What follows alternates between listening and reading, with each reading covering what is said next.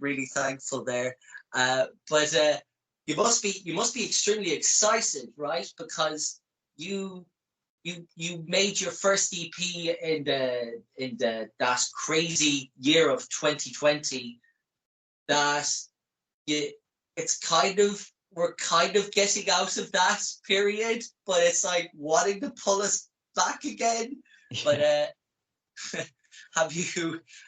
But are you? You must be really excited that you want to get it released and like go around and tour with it, right?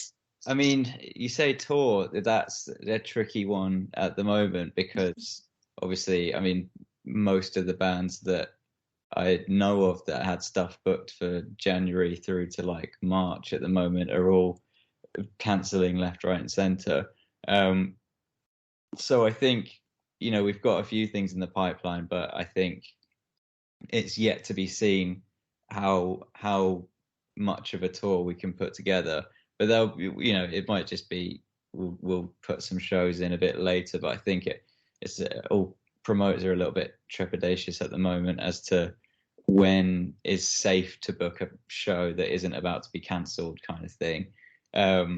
So yeah, I mean, obviously we want to play as many shows as possible around the release, but we'll kind of, I think it's going to be one of those things where it will be nearer the time that we know what the full scope is. But yeah, we're very excited to release the second EP. It's gonna, I think it's probably, it feels to us like a big step up from the first one.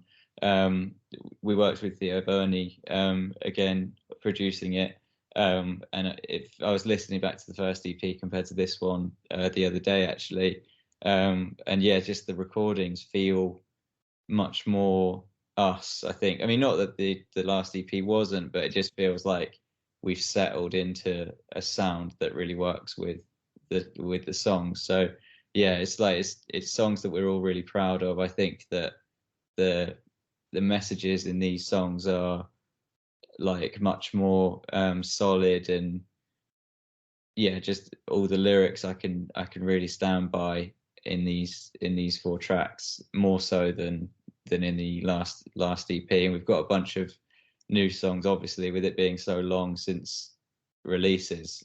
We've got like so many new tracks that we all feel really positive about as well. So looking forward to, like, you know, we're already looking ahead to the next thing after this EP. So yeah, it's exciting.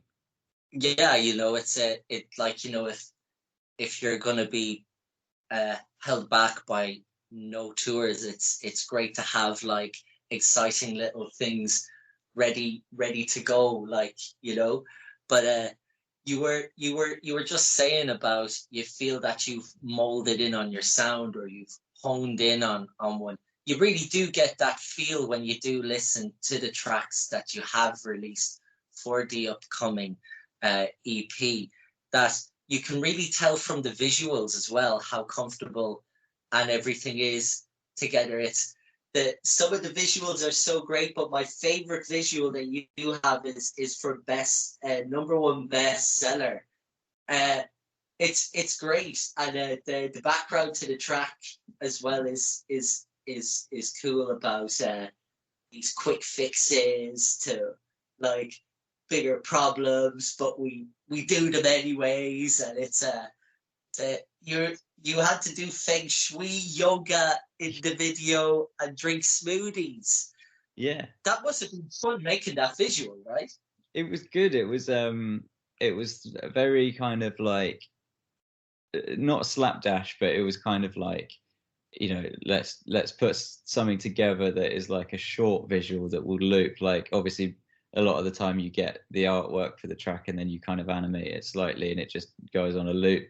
But we kind of thought of like actually incorporating, like, the loop is the idea, because like it kind of goes with the theming of the song of like, obviously all these things that you're trying, they don't work. So ultimately you end up in the same place as you started off. So the idea was to kind of like, you know, we were making the most of the resources that we had, and we only really had the time and the resources to make a short little thing. So we kind of like incorporated that into the concept itself. So yeah, it was just kind of me in my living room where I am now, just like trying to move this sofa around the room to a place that felt good, and then that ends up in the same place as it was, reading all these books and then reading them again, making the smoothie over and over again, kind of thing. It was good. It was good fun. Yeah. Have you ever got stuck in a loop of like one of these quick fix things? Have you ever? Nick, you know what? In 6 weeks you can have your best whatever. You could be the best version. Have you ever like bought or into one of those things? I don't think I buy into them, but I feel like everyone is prone to that kind of thing, even if it's like self-inflicted. For instance, like I will get really into running really regularly, and I'll get to a point where I'm like, oh, bloody smashing it at this running thing, and then you get complacent and you're like, oh, I've done loads of running, so I'm going to give it a miss for a few weeks, and then you let it get to the point where you just haven't even run for months, and then you go, oh shit, I haven't run for ages, and then you get really into it again, and then slows down. Like that is me all over, and I'm doing that now. I've started running again for like the 6th time in the last probably 5 years. I think that there's a cyclical nature to everybody's habits in some ways. Yeah.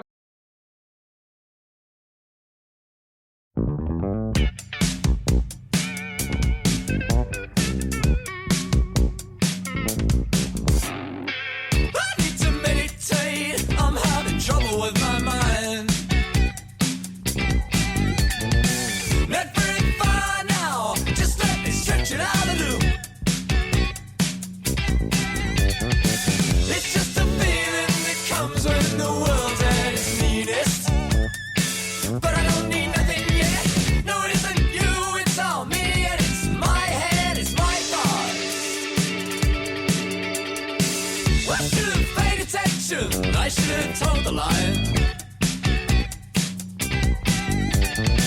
Could have run 5 miles, could have made the sun shine a little. Well, the wood is dark and it's dirty, my flat's at its cleanest. But I don't need nothing yet, there's no excuses, so you'll see it's boots up in this house. In this house, my mind is made up. You heard it. I am made up. My mind is made up. Have you heard it? I am made up. My mind.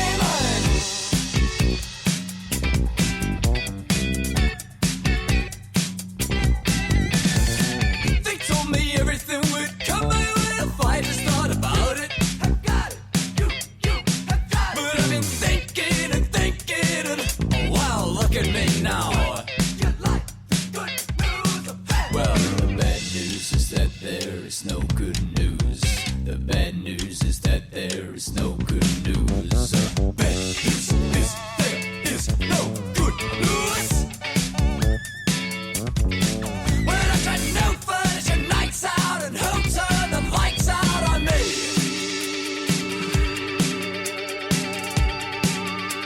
I'm made.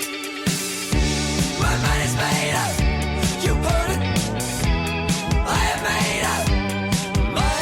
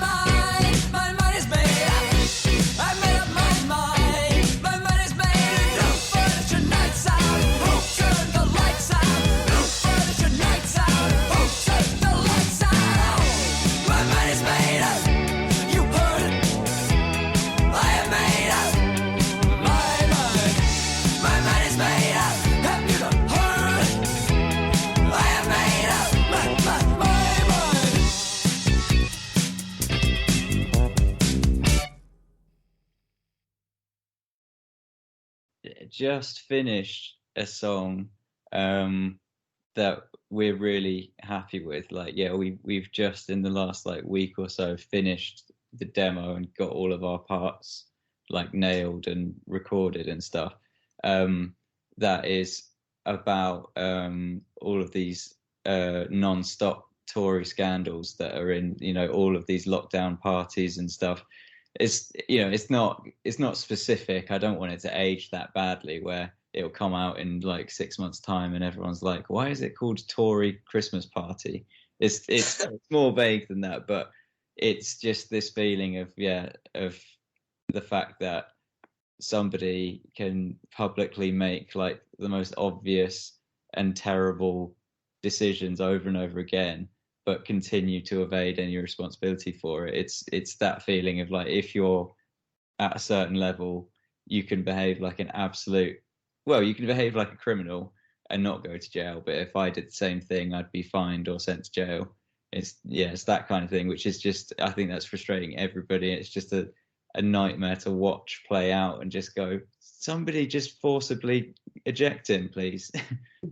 Like, we demand an apology, but if that was any of us, yeah, you're right. It would definitely face some kind of fine or imprisonment, probably.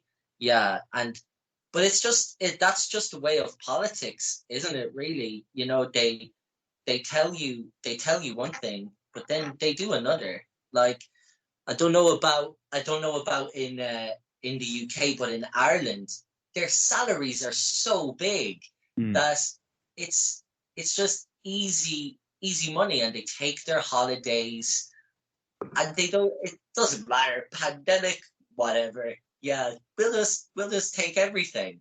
So we had a like, our vice prime minister is called a Taoiseach, and we didn't have any festivals in Ireland in the summer, but he was over at Suffolk in England at Latitude Festival. Madman. Like, just sitting lounging on the grass, you know, just there's people with camera phones that they will take a picture of me and put it on the internet. Like, they're just so, like, they're just, I don't know, they are vindictive, but they're so, like, you know, it's like, you know, they just don't see anything in a 360-degree way, or just completely out of touch with how everybody that they're like, their constituents live. I don't know if you follow American politics at all, but there's a Republican senator called Ted Cruz who is just the worst. And in winter last year in Texas, they've politically decided to be on their own power grid for sort of arrogant reasons. And their senator, they had complete power outages in the middle of winter where it was snowing and everyone was basically freezing in their homes. And he just flew off to Cancun with his family and thought nobody would catch him. And they caught him straight away and they filmed him at the airport going to Cancun. And then he eventually had to fly back in disgrace. But he blamed his daughters. He said oh, my daughters really wanted to go on a trip and I didn't want to say no to them. And it's just that, it just seemed like a very Boris Johnson move as well, just very cowardly and very duplicitous. Yeah, just if you're going to plan something in such an underhand way, just expect the consequences.